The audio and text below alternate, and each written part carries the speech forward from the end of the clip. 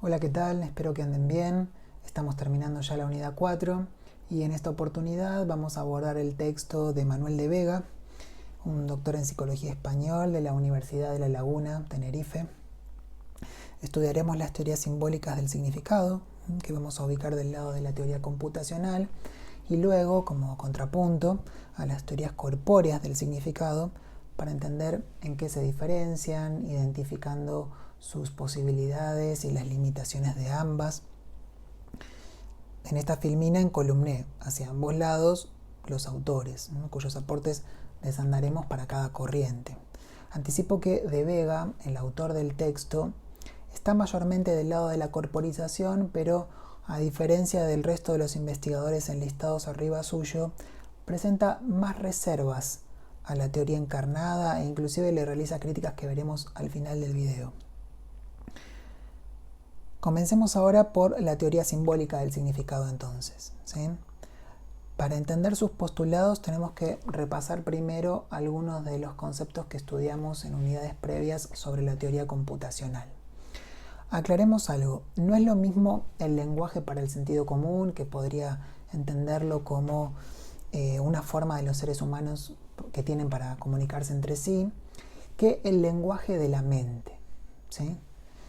El lenguaje de la mente es no consciente, articula símbolos de un elevado nivel de abstracción, como si fuera un código. Si bien no son palabras, estos símbolos sí están sometidos a reglas de funcionamiento. Nosotros no conocemos el lenguaje inconsciente de la mente, pero hagamos una analogía con la computadora. Las computadoras, ven, a simple vista se nos presentan hablando nuestro mismo idioma, pero detrás de lo que nos muestran hay un lenguaje interno, hay un lenguaje de programación, un lenguaje de máquina inclusive. Entonces, bueno, la primera característica de los símbolos mentales que componen ese mentalés, así es como Jerry Fodor había denominado el lenguaje mente, es que son abstractos. Para De Vega, otra característica de esos símbolos es que son amodales, o sea que codifican y almacenan información en un formato universal, que nada tiene que ver con la modalidad sensorial en la que se percibe el mundo, ¿sí? Uno recibe información del mundo, por ejemplo, a través del sistema visual o del sistema motor, pero dicha información para esta corriente se procesará y se inscribirá en la mente en un formato de código, en un lenguaje que no guarda relación con la fuente que captó ese estímulo, ¿sí? La guarda y procesa de un modo distinto, de un modo amodal. El autor identificará además otra característica para esos símbolos internos no conscientes con los que opera la mente, que es su arbitrariedad. No existe una similitud estructural entre ellos y el referente del mundo. De Vega dice que esto, ¿sí?, no se parece en nada a esto. Y sin embargo, para el modelo tradicional, esta sería la manera en la cual la mente procesa y representa internamente a esto, ¿no? Ahora bien, hecho ya este repaso, intentemos responder a la pregunta sobre cómo se accede al significado para estas teorías simbólicas, ¿sí? Bueno, según De Vega, esto se da mediante un proceso de traducción del lenguaje externo de las palabras al lenguaje interno de la mente. Para la psicología cognitiva, la comprensión del lenguaje se da en distintos niveles de procesamiento. Fíjense, ¿ven? Cada nivel de procesamiento opera en base a una unidad de análisis específica. Iniciamos con el análisis perceptivo primario, que identifica unidades subléxicas, fonemas, grafemas.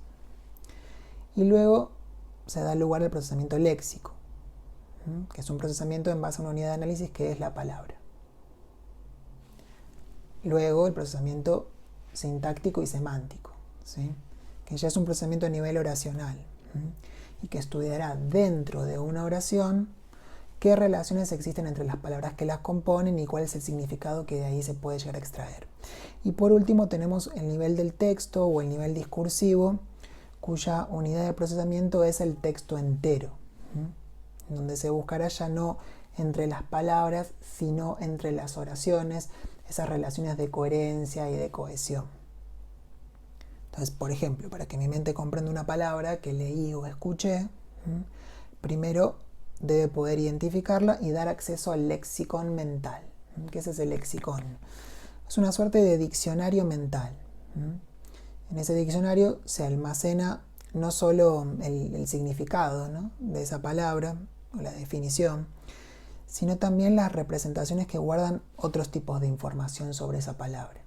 Por ejemplo, información sobre su fonología, información sobre su morfología, sobre su ortografía, sobre el rol que esa palabra ocupa en la sintaxis y, bueno, por supuesto, su significado o la representación semántica. Ahora bien, para entender cómo procesamos ya no una palabra, sino un texto, con el objetivo de obtener de él su significado, De Vega va a referenciar a los trabajos de Kinch y de Van Dijk, ¿sí? Ahí tenemos a Walter Kinch, un psicólogo estadounidense, y a Teun Van Dijk, un lingüista neerlandés. Bueno, para estos investigadores, dadas las limitaciones que tiene la memoria de trabajo, la mente va a procesar los textos a través de ciclos. O sea, recordemos que la memoria de trabajo permite almacenar información durante un límite de tiempo, ¿sí?, un periodo corto.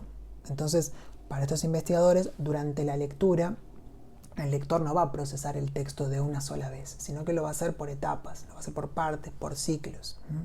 Y en cada uno de estos ciclos de procesamiento, la memoria de trabajo va a ir operando sobre una oración, sobre la oración que ingresa, ¿no?, a esa memoria operativa, va operando sobre esa oración, de la cual va extrayendo, ¿sí?, una cantidad reducida de preposiciones.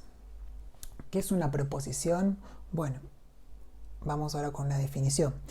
Una preposición es la mínima unidad semántica que contiene una oración. Es una afirmación acerca de algo con un sentido completo, ¿sí?, y puede ser falsable. Es decir, que puede considerarse verdadera o falsa. Una oración puede contener varias preposiciones, como en este caso. Leamos primero la oración. Dice: María, una mujer friolenta, cerró todas las ventanas al regresar de la oficina a su casa. Bueno, ¿qué preposiciones podemos extraer de esta oración? Que María es una mujer, que María tiene frío, que María regresó a su casa de la oficina, que María cerró las ventanas, que el aire frío ingresa a través de la ventana, que María había dejado las ventanas de su casa abiertas mientras estuvo en la oficina. Entonces ven que algunas preposiciones que se extraen de la oración son literales y otras son más bien inferenciales, ¿no? Bueno, como dijimos, en cada uno de los ciclos de procesamiento que permiten ir extrayendo una nueva preposición, se van también activando las anteriormente extraídas, ¿sí? Y este ciclado nos permite progresivamente ir transicionando la construcción de tres tipos de representaciones. La primera que se conforma, ¿sí?, es la representación del texto de superficie. Corresponde a una representación literal de la forma lingüística del texto, ¿sí? O sea, la forma explícita, ortográfica, fonológica, la sintáctica también.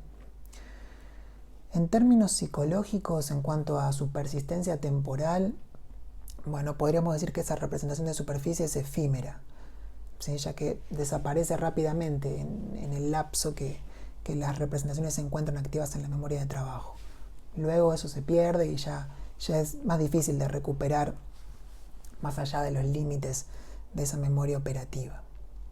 Pero bueno, de esta primera representación que hacemos del texto, bueno, vamos a transicionar ya a una estructura que los autores denominaron texto base o base textual. La base textual, por su parte, lo que hace es contener toda la información semántica del texto. Se diferencia de la representación de superficie en varios aspectos. En principio, en la naturaleza de su contenido, pero también se diferencia en la persistencia temporal en la memoria. Y esta base del texto se va a ir construyendo, se va a ir edificando a partir de la extracción de las preposiciones que fuimos haciendo, ¿no?, en cada uno de los ciclos, ¿sí?, y de las relaciones que se fueron tramando entre ellas.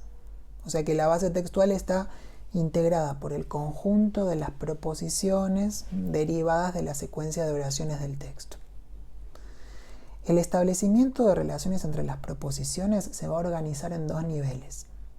El primer nivel está conformado por lo que se llama la microestructura, que va a contener a todas las proposiciones extraídas en los ciclos de procesamiento, y el segundo nivel es el de la macroestructura, que toma a las proposiciones del nivel anterior, pero que las va a organizar jerárquicamente. Esto le permite al sujeto comprendedor determinar, ¿no?, qué proposiciones de esas que extrajo son las más relevantes, ¿sí?, o también se les llama macroproposiciones, para poder obtener el significado global del texto, ¿no?, y también diferenciarlas de las que son más bien periféricas semánticamente. Y así es como, bueno, se va configurando esa representación semántico-proposicional, ¿sí? No obstante, no todo termina acá. Para Kinji Van Dijk, además de esta micro y macroestructura, ellos introducen una tercera representación que va a ser necesaria para poder comprender el significado de ese texto que estamos leyendo, que es el modelo de situación.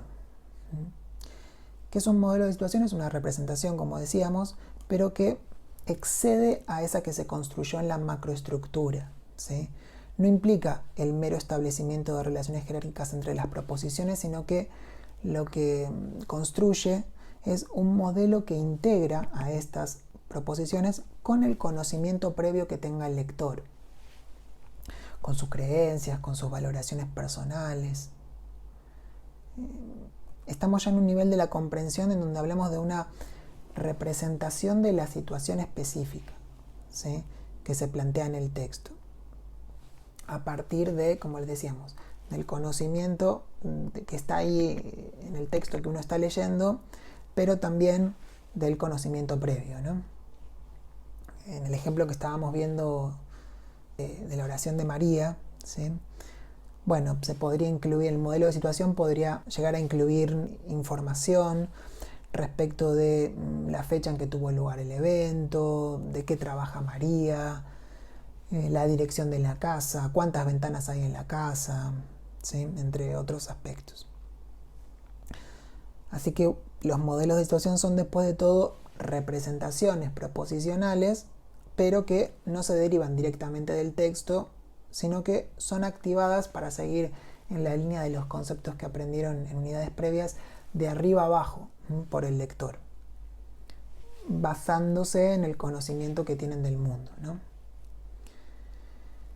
Para Kinji Van Dijk, estos modelos contemplan todo ese espectro de conocimiento que se deja implícito en el texto que se presupone, ¿sí? Entonces, una de las funciones de los modelos de situaciones que reducen las posibilidades de distorsionar las relaciones de coherencia local, ¿no?, en la microestructura, y en un segundo lugar que permiten recordar y organizar la información generada a partir de la base del texto. En un tercer lugar, también podríamos decir que, debido a que las palabras y expresiones que se utilizan en un texto refieren a varios elementos, ya sea a objetos individuales o a relaciones entre hechos dentro de ese mundo posible, ¿sí?, los modelos de situación permiten que cada comprendedor, que cada lector que está tratando de comprender qué es eso que lee, genere una interpretación particular del texto, que va a estar sujeta obviamente a el conocimiento previo que él tenga del mundo, ¿no? Muy bien, tengan presente este concepto, ¿sí?, el concepto de modelo de situación, porque si bien ahora lo estamos conociendo desde las teorías simbólicas del significado, cuando pasemos a las teorías corpóreas, ahí van a ver que estas también utilizan el mismo concepto, pero obviamente lo van a caracterizar de otro modo. Así que ténganlo ahí en el horizonte dando vueltas, porque en cualquier momento lo volvemos a emplear. Pero por lo pronto sigamos con las teorías simbólicas que explican el acceso al significado. Según De Vega, en este modelo puede identificarse cómo las teorías simbólicas del significado asumen que el significado radica en un proceso de traducción del lenguaje externo de las palabras al lenguaje interno de la mente, ¿no? Del lenguaje externo de las palabras vamos construyendo internamente la microestructura, la macroestructura, el modelo de situación. Ahora bien, el autor va a compilar una serie de críticas a esta teoría que piensa al significado como un producto de un procesamiento simbólico, ¿no? ¿Cuáles son las críticas? Bueno, están enlistadas en el texto, ¿sí? El problema de la realidad psicológica, el problema de la implementación, el problema de la toma a tierra, el problema de la plausibilidad. Exploremos un poquito cada una de ellas. Vamos con la primera, ¿sí? Con el problema de la realidad psicológica. Kinch y Van Dijk afirmaron que las proposiciones no son solamente unidades notacionales que sirven para el análisis formal de los textos, ni mucho menos que son conceptos que emplean los epistemólogos para entender las relaciones lógicas dentro de un razonamiento formal, sino que para estos autores las proposiciones tienen realidad psicológica, que existen, aseveran que nuestra mente extrae proposiciones mientras está comprendiendo el texto. No es simplemente un recurso teórico, ¿sí? Ellos esgrimen una evidencia a favor de esta existencia de las proposiciones, diciendo que, bueno, si tengo dos oraciones con la misma cantidad de palabras, pero con distinto número de proposiciones susceptibles de ser extraídas de ellas, bueno, tardaré más tiempo en leer la oración que contenga más proposiciones, simplemente porque mi mente está trabajando, mi memoria operativa está trabajando en poder extraer todas las operaciones de esa oración. Y obviamente eso le va a llevar más tiempo que el trabajo que tenga con una oración que no contenga tantas proposiciones. No obstante, De Vega también afirma que a esto, a esta evidencia que plantean los proposicionalistas, se le suele criticar que la demora en los tiempos de lectura podría deberse también a otros motivos, ¿sí? Hay otros factores dando vueltas, como por ejemplo, no sé, el número de conceptos nuevos que tenga esa oración, el número de cláusulas que tenga esa oración, la repetición de palabras, la complejidad sintáctica con la que fue construida. No solamente nos demoramos en leer una oración porque está cargada de preposiciones, ¿sí? Estos otros factores podrían incidir en esa demora. Bueno, y aún ante estas críticas, los defensores del modelo proposicional sostuvieron la existencia de las proposiciones. De hecho, realizaron un experimento en el cual a un grupo de sujetos experimentales les pidieron que leyeran una oración, por ejemplo esta: el mausoleo en el que está enterrado el zar domina la plaza. Y tras habérselas retirado, se les mostraba un conjunto de pares de palabras y se les pedía que reconocieran las que más familiares resultaban. Los investigadores proposicionalistas descubrieron que los sujetos tardaban menos tiempo en reconocer el par mausoleo plaza que el par zar plaza. Vemos que en la oración que estábamos leyendo la palabra zar está más próxima a la palabra plaza que a la palabra mausoleo.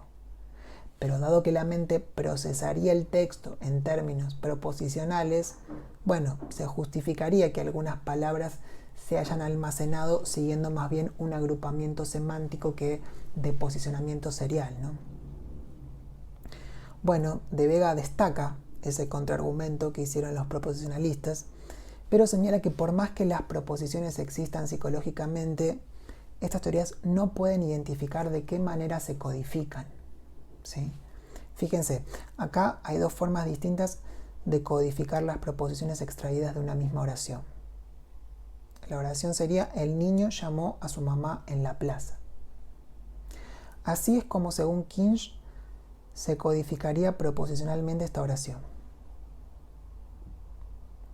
La mente la codificaría de esta manera. Y así es como, según Anderson, otro psicólogo, se codificaría proposicionalmente la misma oración. Tenemos entonces el modo de Kinch y el modo de Anderson. Bueno, De Vega se pregunta, ¿cuál será la forma de codificación que emplea la mente? ¿Cuál código es más verdadero? ¿El Kinschiano o el Andersoniano? Por eso para el autor del texto no hay una respuesta a esta pregunta, ¿sí? Ya que esa codificación, más que reflejar una modalidad de funcionamiento, lo que están haciendo es poner de manifiesto una convención arbitraria, ¿no? Son el resultado de una convención arbitraria. Otra de las críticas es el problema de la implementación, que obviamente se desprende del anterior. Vimos que para Kinch la mente traduce las oraciones a proposiciones, luego las codifica y las jerarquiza para poder extraer así su significado. Bueno, De Vega se opone a esto, afirmando que esa codificación proposicional no puede anteceder a la comprensión del texto, ya que esa propia codificación proposicional requiere haber comprendido el texto. O sea que la mente no extrajo el significado de la oración después de haberla traducido al código proposicional como planteaba Kinch y Van Dijk, sino que para pasar esto a código, para meter esta información de esta oración dentro de estos símbolos, se necesita primero haber comprendido el significado. Entonces vemos que este es un problema importante que De Vega identifica en el modelo de Kinch, ¿sí? Que las proposiciones no tienen la fuerza para causar el significado del texto, sino que ellas se derivan del significado del texto. Haber conocido primero el significado permitió codificarlas de la manera en que fueron codificadas. Otra de las críticas importantes que se le realizan en las teorías simbólicas tienen que ver con el problema de la toma tierra. ¿Qué quiere decir la toma tierra? Bueno, el problema de cómo se conectan en nuestra mente las palabras y los estados del mundo real, cómo se conectan esos símbolos con nuestras percepciones, con nuestras acciones. Las teorías simbólicas del significado obviamente que se oponen a ser reducidas a teorías que expliquen la comprensión como la decodificación de un lenguaje a otro lenguaje, porque lo que estas teorías esbozan es que la comprensión no se concibe como la aplicación de operaciones lineales realizadas por un lector o por un comprendedor pasivo, sino que es un proceso complejo, interactivo, que requiere de la activación de una cantidad considerable de conocimiento por parte del lector y de la generación de un gran número de inferencias. Pero no obstante, ¿sí?, las mayores objeciones que se realizan a estas teorías proposicionalistas es que, bueno, a pesar de la complejidad en la explicación del procesamiento, no dejan de reducir el significado de los símbolos a meras relaciones entre ellos. O sea, son incapaces de establecer vínculos entre los símbolos y sus referentes perceptivos. De Vega dice que la explicación de cómo se extrae el significado para los simbolistas no deja de ser circular porque parten de símbolos arbitrarios del lenguaje natural, ¿sí?, y los traducen a un lenguaje mental que no son más que símbolos igualmente arbitrarios. En este pasaje de un símbolo a otro símbolo, la pregunta es, ¿podrá captarse la sustancia del significado de las cosas? Los críticos afirman que lo que estos modelos hacen es similar a traducirle una frase del ruso al finlandés a una persona que no conoce ninguna de las dos lenguas. Simplificadamente, los proposicionalistas afirman que hay que pasar de esto a esto, para poder extraer el significado y entender la oración que acabamos de leer. Ahora, los críticos se preguntan, ¿qué tiene que ver esto con María como personas de carne y hueso, ¿sí?, que están en el mundo, o con el libro como un objeto tridimensional que intercambian? Nada, no hay conexión. Es continuar en el mismo plano de la arbitrariedad, ¿sí? Esto no contiene nada de las referencias perceptivas y motoras. Si le consultamos a la memoria semántica por el significado de la palabra, por ejemplo, acá, de la palabra libro, ¿no? Si le consultamos qué es un libro, bueno, el sistema nos podrá remitir a los símbolos codificados para página, tapa, lomo, biblioteca. Preguntamos por un símbolo y obtenemos como respuesta otros símbolos que a su vez remiten a otros símbolos, y así sucesivamente. No hay nada en esa referencia simbólica, en ese significado simbólico, que le permita al sistema cognitivo establecer una correspondencia entre la palabra libro y un objeto real o una representación perceptiva de él. Otra observación que realiza De Vega a partir de los aportes de Feligin, ¿se acuerdan de Zenon Feligin? Lo habíamos mencionado en el primer video para este enfoque. Es que los códigos proposicionales, o en general las representaciones descriptivas, no parecen estar capacitados para tratar con la deíxis. ¿Se acuerdan los deícticos que aprendimos en la escuela? ¿Sí? Los deícticos como aquí, ahora, tú, yo, eso. Bueno, deícticos como esos no colman su significado en términos simbólicos. Necesitan sí o sí de una referencia que se derive del contexto sensorio-motor inmediato. Las teorías simbólicas se defienden, obviamente, de esta crítica, afirmando que los deícticos cobran sentido cuando se conectan, a modo de anáforas, con la información expresada anteriormente en un texto. Por ejemplo, están leyendo un texto, ¿no? Y se encuentran con una oración que dice, el escorpión ahí estaba. Uno se pregunta, ¿ahí dónde? Entonces tiene que buscar atrás, ¿no? Buscar atrás en el texto a qué otro término o lugar la palabra ahí estaba refiriendo, ¿sí? Eso serían las anáforas. Esa es una explicación de cómo se completa, ¿no?, el significado de estos términos. No obstante, para De Vega existirían ocasiones en las que resulta necesario salirse del contexto lingüístico para significar a ese deíctico, ¿sí?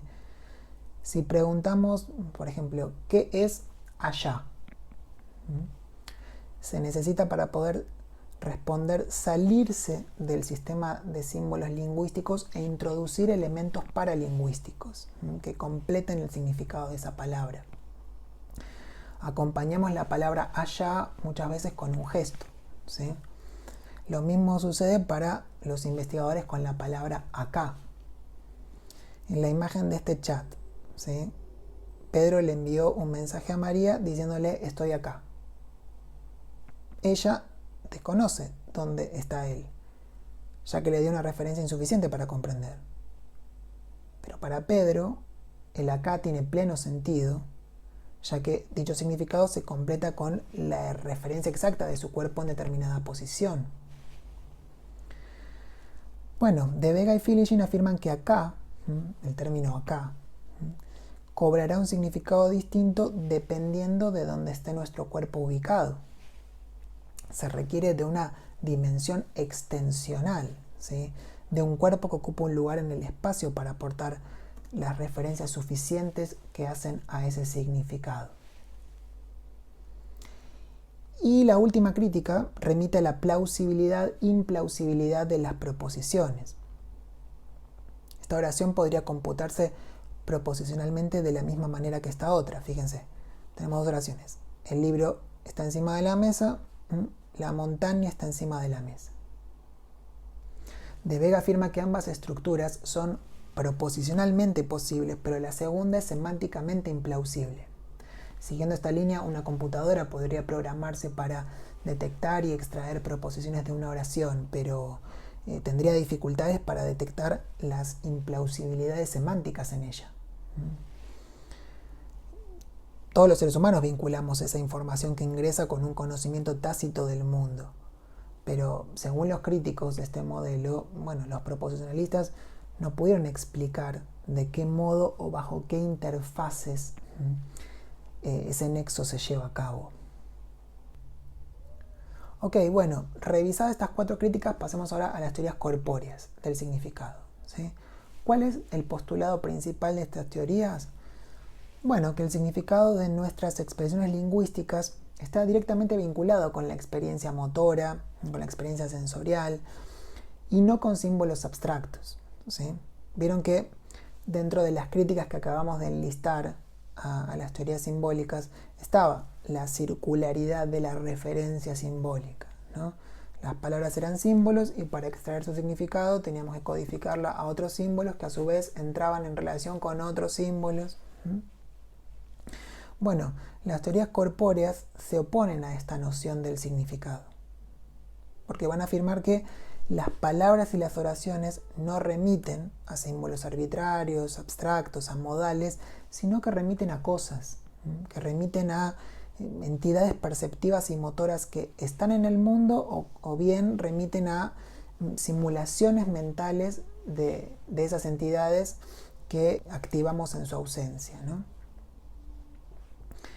Esas entidades mentales son aquellas que en el video de memoria habíamos estudiado como representaciones analógicas, ¿se acuerdan? También suele usarse el término símbolo perceptivo.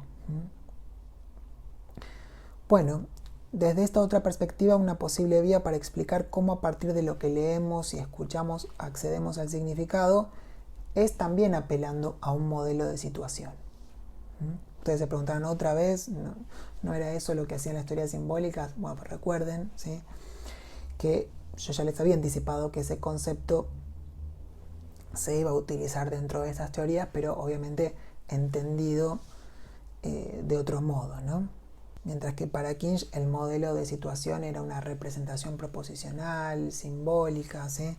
Para la concepción corporizada, los modelos de situación son más bien representaciones que guardan un parecido con nuestra experiencia de la situación. Se edifican en base a estas representaciones modales, ¿sí?, o analógicas. En el texto se enlistan una serie de características para estos modelos de situación corpóreos, pero para esta ocasión solo nos vamos a centrar en una de ellas, que es el isomorfismo o corporeidad. Isomorfismo quiere decir igual forma, ¿no? O sea que los modelos de situación que construimos para extraer el significado de los inputs lingüísticos tienen igual o parecida forma a la experiencia corpórea que mantuvimos con esos objetos o con situaciones del mundo, ¿sí? O sea que entre el modelo y el referente perceptivo habría ciertas similitudes. Hay numerosos estudios que han proporcionado evidencia de que los lectores y los comprendedores activos de un texto estamos construyendo un modelo de situación en tiempo real, online, con estas propiedades isomórficas que les comentaba. Es esa representación analógica la que provee el marco o el escenario que permite la elaboración de las inferencias y que contribuye al mismo tiempo a explicar por qué es posible la realización de las operaciones que hace el personaje de la historia, por ejemplo, que estamos leyendo. Volvamos al primer ejemplo. María, una mujer friolenta, cerró todas las ventanas al regresar de la oficina a su casa. Bueno, según las teorías corpóreas, es muy probable que ustedes, para extraer el significado de esa oración, hayan elaborado mentalmente una representación del lugar, ¿sí?, en el que va ocurriendo esa historia, ¿sí? La casa de María, por ejemplo, y que le hayan asignado a María una posición particular en ese espacio. Por ejemplo, no sé, cuando ella está entrando a la casa, ¿sí?, le asignaron una posición particular, es como si ustedes estuvieran viendo esa película, ¿no? Esa posición que le asignaron a María no es sin referencia, porque está siendo modelizada desde la perspectiva de ustedes como observadores participantes de lo que ella está haciendo. Por ejemplo, algunos estarán elaborando esto, ¿sí?, como si la vieran desde arriba entrar a la casa. Otros, no sé, como si la vieran ingresar a su casa desde el ángulo inferior de la entrada. Otros se basan en un modelo como este, ¿sí?, como si la vieran de atrás. Así, en función del punto en el que se ubica un objeto o un personaje dentro del escenario que se presenta en el texto, bueno, toda la información textual, ¿sí?, que vaya apareciendo a continuación puede ser incorporada con mayor facilidad o con menor facilidad dependiendo del modelo que ustedes vayan construyendo, ¿sí? Pero bueno, habiendo modelizado esto o esto otro, es más fácil ir añadiendo información a la historia, ¿sí? Como, no sé, que cerró las ventanas, después que encendió la estufa, que encendió el televisor, que subió las escaleras, ¿sí? Caracterizamos entonces al modelo de situación como una representación modal, no lineal, analógica, multidimensional, ¿sí? Que nos permite ir construyendo un simulacro mental de lo que está referido en el texto. Existe evidencia incluso a favor de la hipótesis de que esa representación se elabora desde el comienzo del proceso de la comprensión, que se despliega tempranamente, ¿no? Y que permite ir integrando la información de las oraciones sucesivas. Entonces hablamos de un modelo que se va desarrollando a través de un proceso dinámico, ¿sí? Que incluye la elaboración, pero también la modificación de ese escenario mental, ¿no? En el curso de la lectura. Ustedes como lectores se van trasladando mentalmente, ¿no? Cuando leen algo, ¿sí? Bajo simulaciones internas de acciones junto al protagonista de la historia. Bueno, si bien esta noción alternativa, ¿no? De los modelos de situación, los no simbólicos, ¿sí? Sino los más bien corpóreos, puede resultar interesante, para De Vega no explicaron inicialmente de qué modo interactuaban los modelos de situación con nuestra gramática, ¿sí? Cuya esencia es simbólica, no es arbitraria. Bueno, los psicólogos que intentaron un poco más allá y construir una propuesta que sí articulara las estructuras sintácticas del lenguaje con las representaciones corporizadas de las situaciones fueron Glenberg, David Robertson y Michael Kaczak. ¿Recuerdan lo que aprendimos con Glenberg en el texto de memoria, no? Repasemos muy brevemente una idea allí expresada. Tras la percepción de o la acción con objetos o situaciones del medio, algunos aspectos de esa información sensoriomotora es extraída y es almacenada en la memoria en representaciones analógicas, representaciones esquemáticas, ¿sí? La estructura interna de esas representaciones es modal, es decir, que conserva de un modo similar las características del objeto. La representación se parece más al objeto que a un código abstracto, ¿ven? Esto es lo que percibo, ¿no? Y lo que almaceno en mi mente es algo cercano a esto, no a esto. Bueno, dijimos en el video de memoria fundamentalmente que esas representaciones analógicas no habían logrado contener toda la información que se activa en el cerebro cuando estamos percibiendo un objeto, sino que solamente algunas de sus características. Entonces, cuando se recupera una de esas representaciones analógicas almacenadas en la memoria, lo que se activa es un esquema, ¿no? Una representación esquemática de ese objeto, que está construida en base a la información sensoriomotora almacenada. Entonces, por ejemplo, cada vez que percibimos a una misma persona, bueno, vamos almacenando en representaciones analógicas o en símbolos perceptivos esquemáticos información sensorial de esa persona, ¿no? Información sensorial sobre su rostro, sobre su cabello, sobre su voz, sobre su tamaño, sobre la cadencia que tiene al caminar, ¿no? Bueno, luego vamos a entramar o mallar, ¿se acuerdan de esa palabra? ¿Sí? Todas esas representaciones, ¿no? en nuestra memoria para poder simularnos a esa persona en distintas situaciones, caminando, practicando algún deporte, durmiendo, y también desde diferentes perspectivas, ¿no? Vista desde arriba, vista de frente, vista de espaldas. Tengamos en cuenta que las representaciones analógicas, ya lo habíamos dicho en ese momento, no son necesariamente visuales, ¿sí? Sino que al ser huellas de activación neuronal pueden integrar distintas modalidades sensoriales.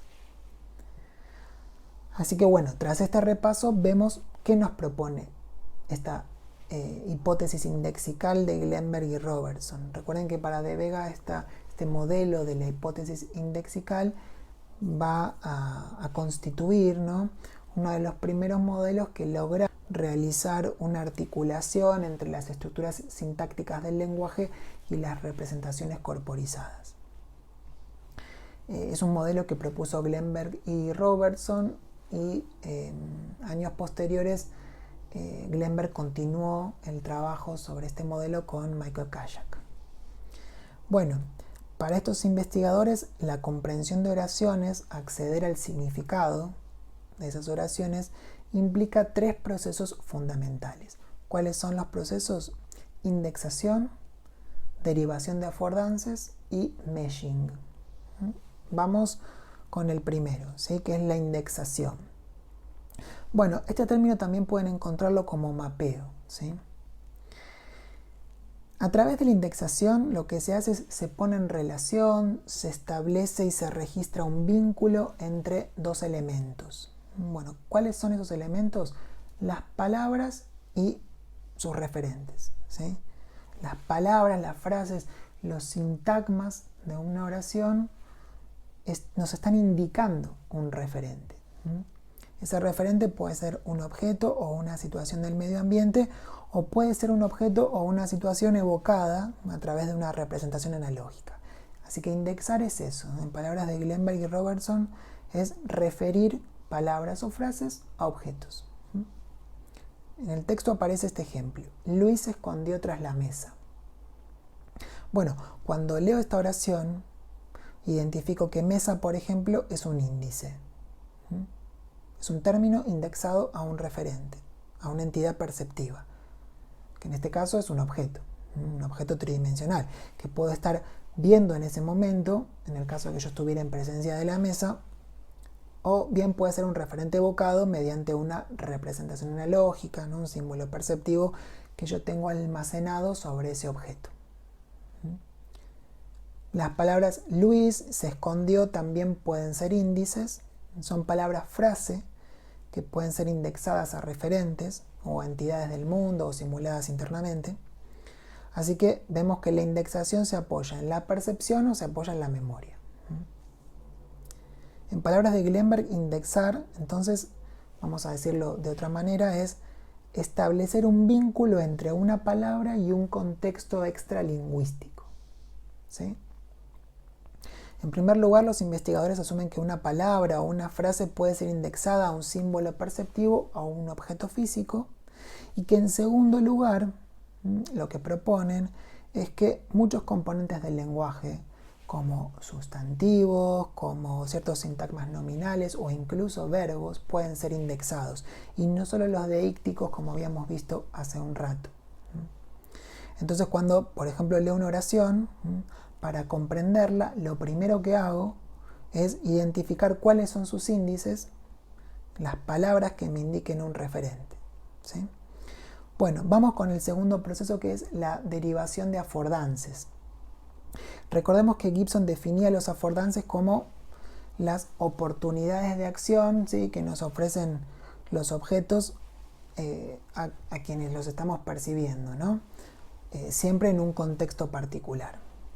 Bueno, Glenberg añade a esa definición que los afordances no necesariamente tienen que acontecer en la percepción directa de los objetos, sino que también esas posibilidades de acción pueden ser evocadas, que pueden ser mentalmente simuladas o representadas.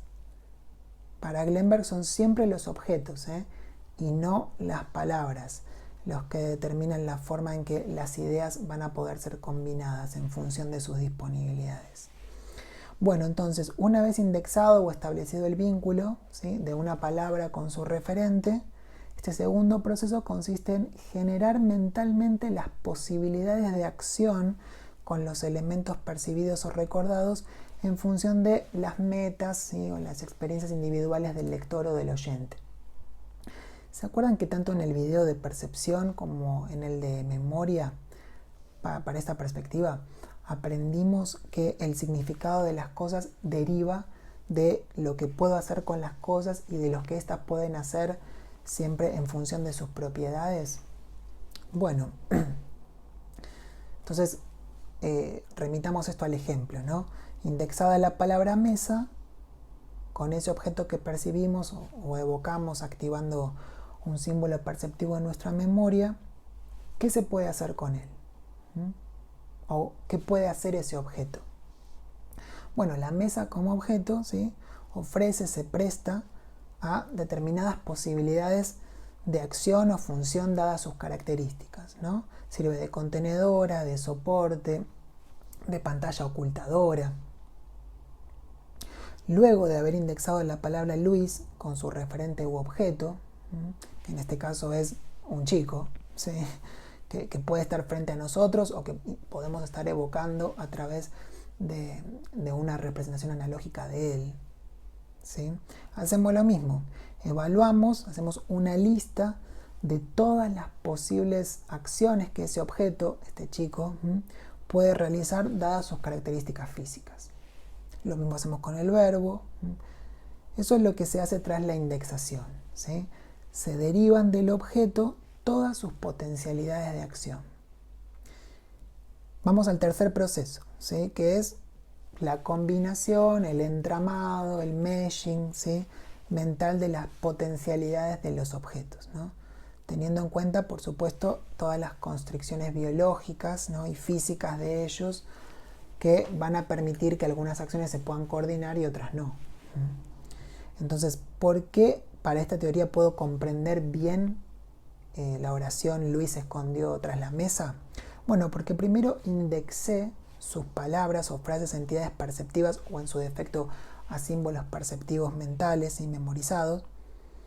Luego identifiqué todas las posibles acciones y ritmos de acción que esos objetos pueden llegar a manifestar. Y por último, las entramé en una combinación posible, ¿sí?, en un patrón coherente de acciones, acorde, por supuesto, a las restricciones gramaticales de la oración, ¿no? O sea que la noción corpórea del significado, al menos para este modelo, ¿sí?, lo que plantea o enfatiza, ¿sí?, es el papel de la gramática como guía para esa construcción, ¿no?, del significado. Esto es una novedad, ya que las teorías más construccionistas de esquemas o de modelos de situación corpóreos no habían podido hacer porque eran totalmente agramaticales, ¿no? Esta oración, ¿sí?, Luis se escondió tras la mesa, se va a comprender más rápido que Luis se escondió tras el lápiz, la mesa se escondió tras Luis. ¿Por qué? Porque bueno, el entramado, el mesh, la amalgama, ya no es posible en las últimas oraciones, dados los affordances y las propiedades de los objetos indexados, ¿no? Entonces, bueno, para comparar esto con las teorías simbólicas anteriormente revisadas, vemos que aquellas exigían en un primer lugar extraer las proposiciones de la oración primero para establecer luego diferentes niveles simbólicos de relación y finalmente extraer el significado. En cambio, las teorías corpóreas apoyadas en la hipótesis indexical prescinden de ese código proposicional y tratan de obtener la máxima ventaja de la covariación existente entre las construcciones gramaticales y los esquemas de significado episódico, ¿no? Bueno, muy bien. A continuación, ustedes en el texto van a leer una serie de experimentos, ¿sí?, que procuraron probar esa hipótesis indexical, unos de ellos llevados adelante por De Vega, y que inclusive se apoyan en datos neurocientíficos.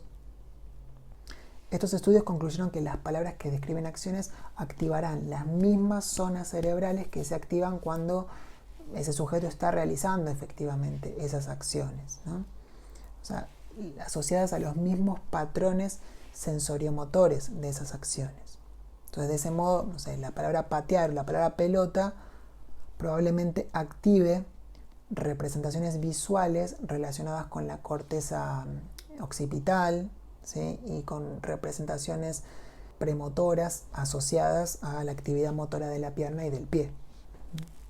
Aunque no hayamos pateado nada, ¿sí?, solo con haber leído o escuchado esa palabra se activarían esas zonas. Bueno, para continuar con los investigadores que venimos mencionando, ¿sí?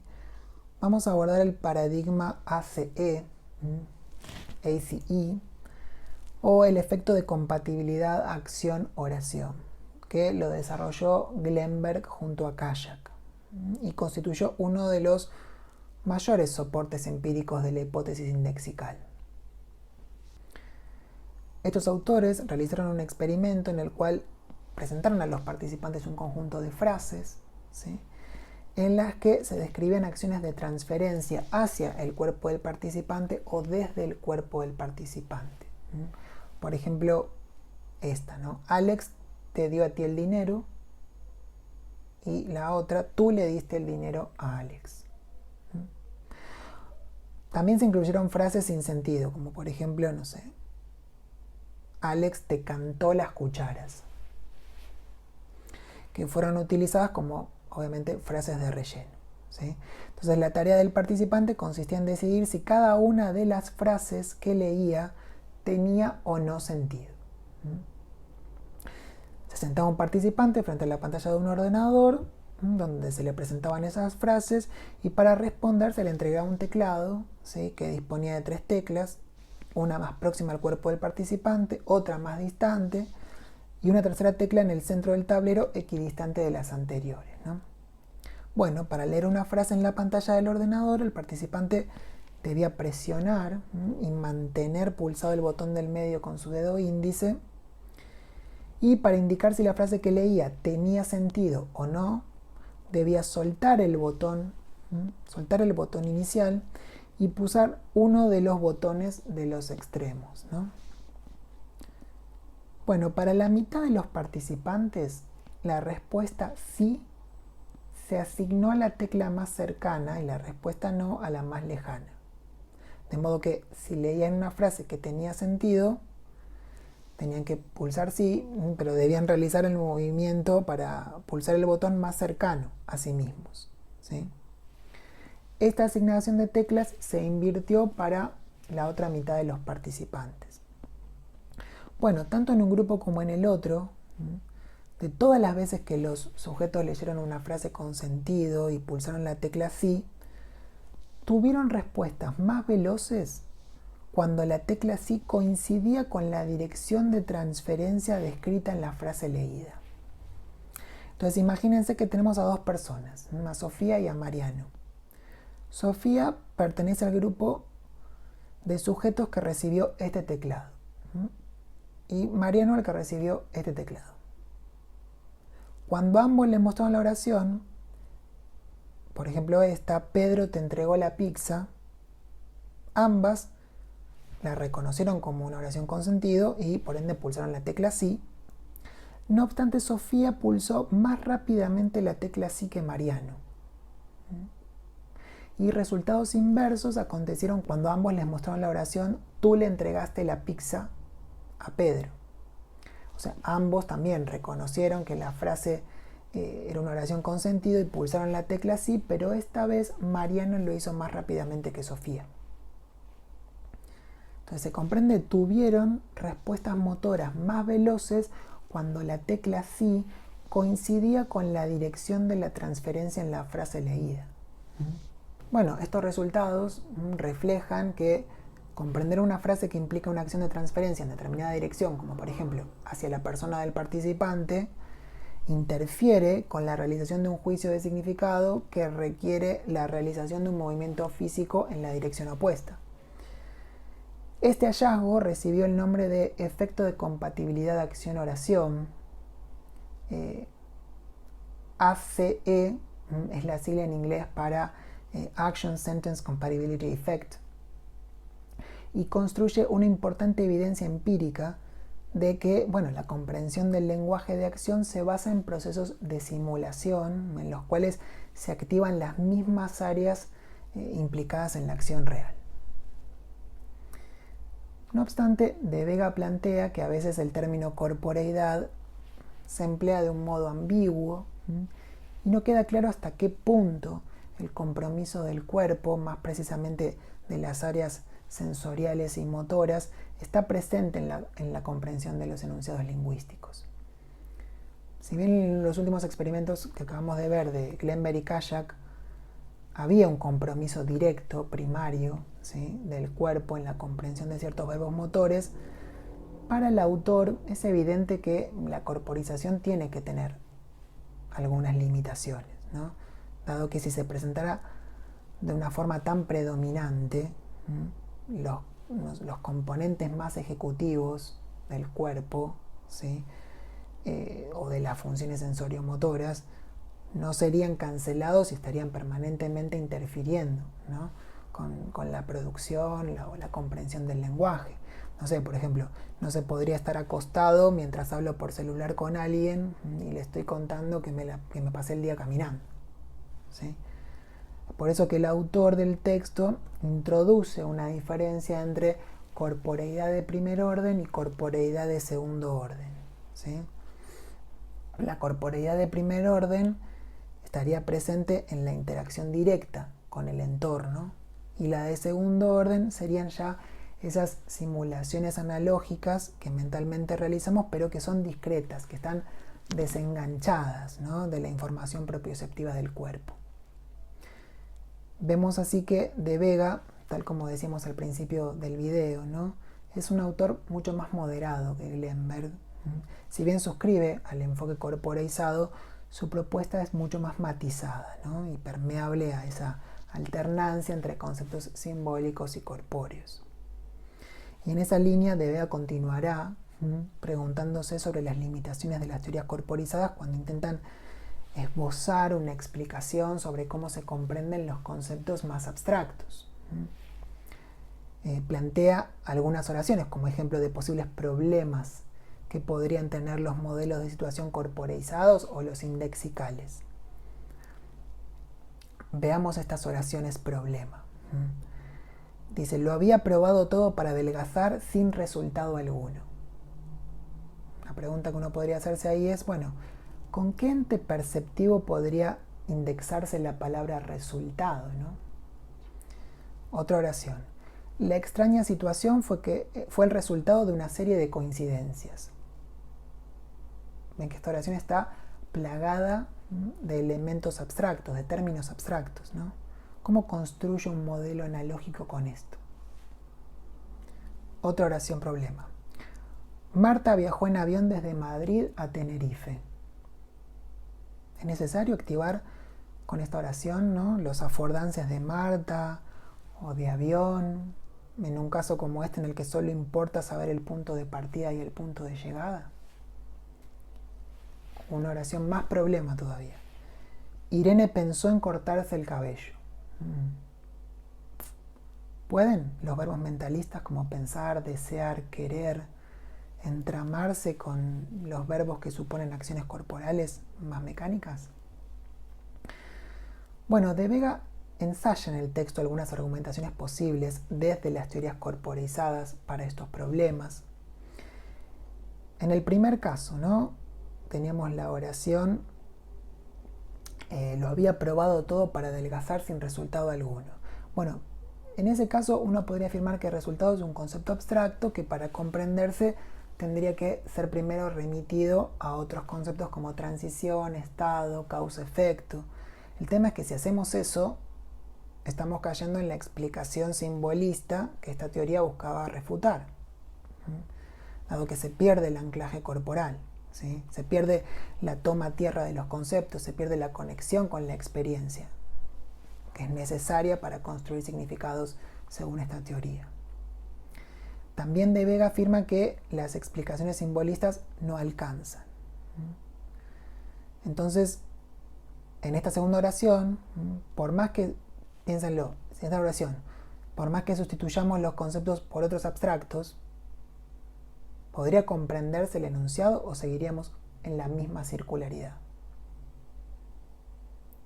De Vega dice: estamos en un problema, ¿no? Un problema porque ninguna de las dos teorías nos podrían ofrecer una explicación que satisfaga este conflicto. Bueno, desde las teorías corporizadas, para el autor, esas oraciones solo serán plenamente comprensibles si el significado previo o posterior, que se viene construyendo a medida que se lee el texto, permite anclar esos términos abstractos como situación, resultado, serie, coincidencias, con objetos o acciones a sucesos concretos. En caso contrario, lo que se va a producir es una suerte como de estado de indeterminación referencial, en el cual el lector se queda en una suerte como de esperar, ¿sí? O de esperar y ver, ¿sí? Hasta que el contexto posterior le proporcione la toma a tierra que había quedado pendiente. Cabe aclarar que las teorías corpóreas plantean que establecer una distinción marcada entre conceptos concretos y conceptos abstractos es un asunto conflictivo. Hay investigadores como Church y Jackson que plantearon que la relación entre ambos tipos de conceptos no es binaria, sino que más bien es gradual, ¿sí? Por lo tanto, esas asociaciones se encontrarían en un continuo. Un continuo que abarca desde elementos concretos hasta elementos abstractos. La idea de un continuo es hoy por hoy la más aceptada por la mayoría de los investigadores que defienden, ¿no?, las posturas corporeizadas, puesto que plantea que no hay una dicotomía real entre conceptos concretos y conceptos abstractos, porque incluso los conceptos que califican de concretos tienen un componente abstracto, ¿sí? No sé, por ejemplo, consideremos el concepto de dólar, ¿sí? Es principalmente concreto, ya que su referente tiene características perceptivas específicas, como su tamaño, color, textura, pero al mismo tiempo tiene un valor de intercambio que no puede ser fijado fácilmente o rastreado hasta los aspectos más concretos de su referente, ¿sí? Pasemos a esta otra oración. En una oración como esta, no parece necesario que activemos las acciones o las sensaciones corporales involucradas en un viaje de avión, o inclusive una representación del trayecto, ¿sí? Si bien podemos hacerlo, pero solo interesa en este caso extraer de la frase la información de origen y de destino, ¿sí? O sea que De Vega afirma que en este tipo de oraciones la corporeidad estaría suspendida. Nosotros sabemos implícitamente que podemos instanciar esa simulación sensorio-motora, pero no necesitamos hacerlo. Así la comprensión implicaría para el autor una corporización potencial, ¿sí?, en lugar de una encarnación real en algunos casos.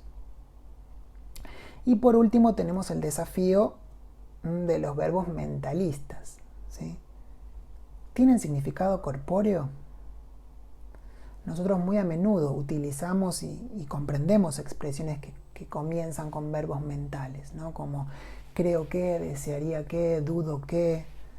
Son enunciados recursivos porque la perífrasis verbal mentalista es un predicado que a la vez incluye a otro predicado. Sin embargo, sea cual sea el predicado que viene a continuación del verbo mental, está claro que no tiene un estatus de realidad plena, porque el contenido de una creencia, de un deseo, de una conjetura es un estado mental.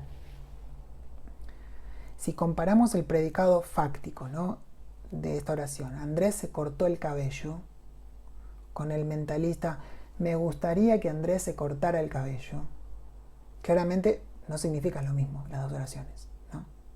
Ahora bien, la cuestión que nos atañe es saber si los predicados mentalistas activan representaciones corpóreas o no.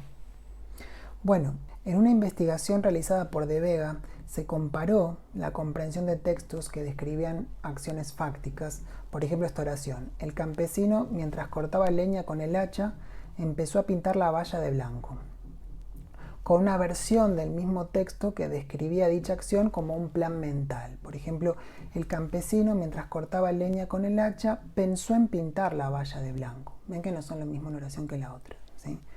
Pero la primera oración, no sé si se habrán dado cuenta, que no es muy plausible que digamos, ¿sí? Porque estar cortando leña y a la vez estar pintando una valla es difícil. Se comparó estas dos oraciones, ¿sí?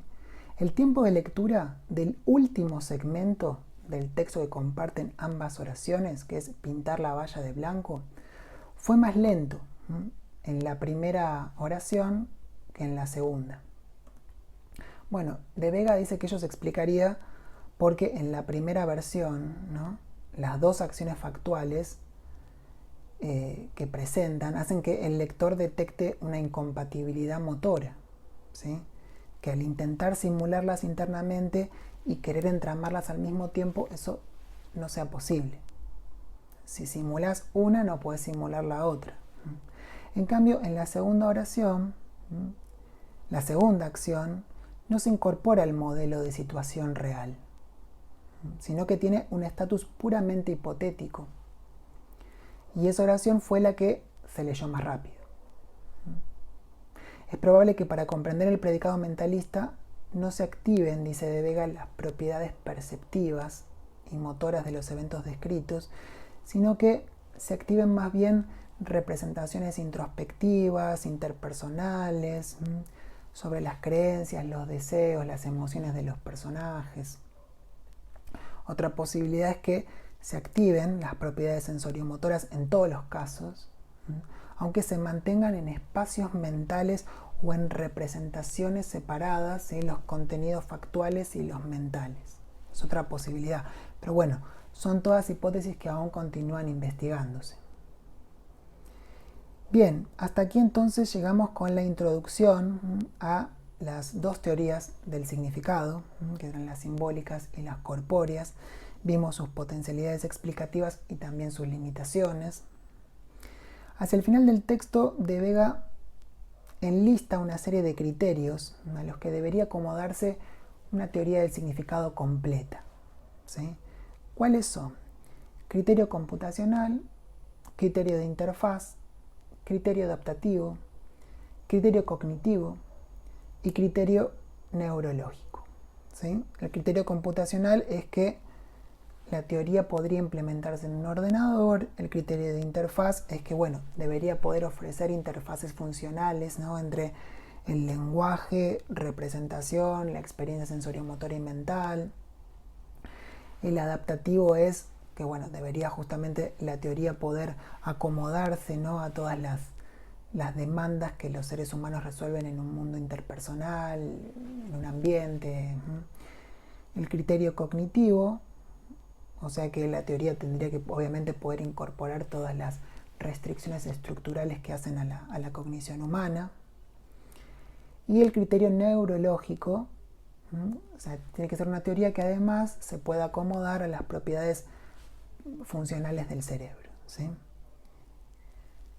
¿Qué es lo que culmina sentenciando De Vega en su texto? Bueno, que ninguna teoría, ¿sí?, ni la simbólica ni la corporizada hasta el momento han satisfecho a todos esos criterios.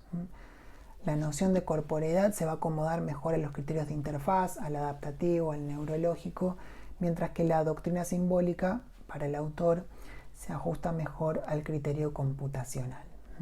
Les agrego que hoy por hoy las teorías de representación múltiple de los conceptos abstractos son las que mejor representan un aporte valioso para la investigación y que inclusive parecen ser una vía prometedora, ¿sí?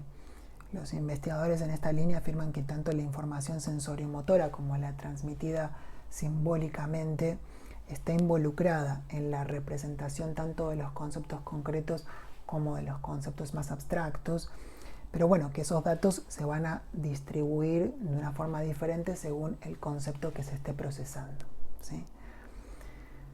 Bueno, les agradezco por haberme acompañado hasta acá. Seguimos conversando a través de los foros y espero que sigan muy bien.